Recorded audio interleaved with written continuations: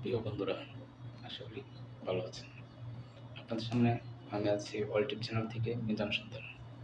আপনাদের দেখাবো কিভাবে যে কোনো অ্যাপস থেকে, যেমন কাইনমাস্টার, ক্যাপকাট, ইনশট থেকে লাস্টে লোগো থেকে যায়। তো ওই লোগো কীভাবে আমরা ডিলিট করব তাই দেখাতে চাচ্ছি।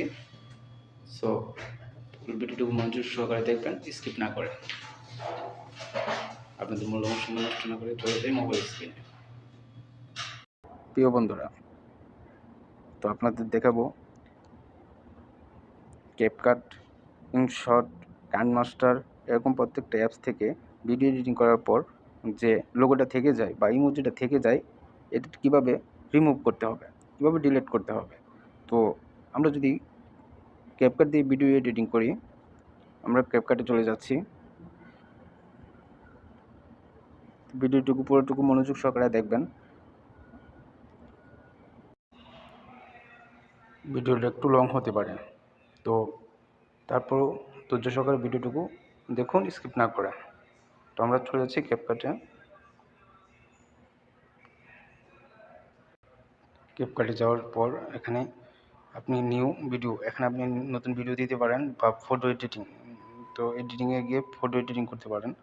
তো আমি যে কাজটা করব, আমি এখানে একটা ভিডিও করেছিলাম, সেই ভিডিওটুকু আপনাদের দেখাচ্ছি। এর নিচে দেখুন ভিডিওটুকুর নিচে ক্যাপকাটের লোগো চলে আসছে। তো এই লোগোটুকু আমরা ডিলিট করতে হবে।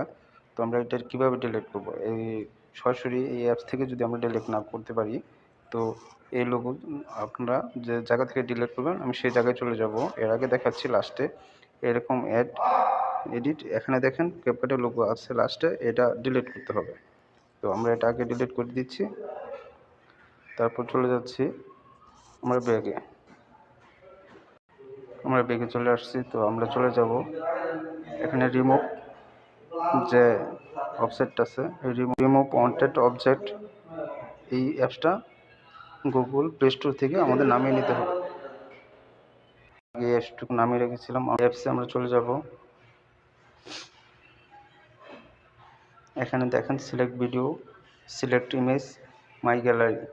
আপনারা সিলেক্ট ভিডিও মানে ভিডিও, যে কোনো ভিডিও এখানে থেকে আপনারা ইমোজি রিমুভ করতে পারবেন বা যে কোনো লোগো রিমুভ করতে পারবেন।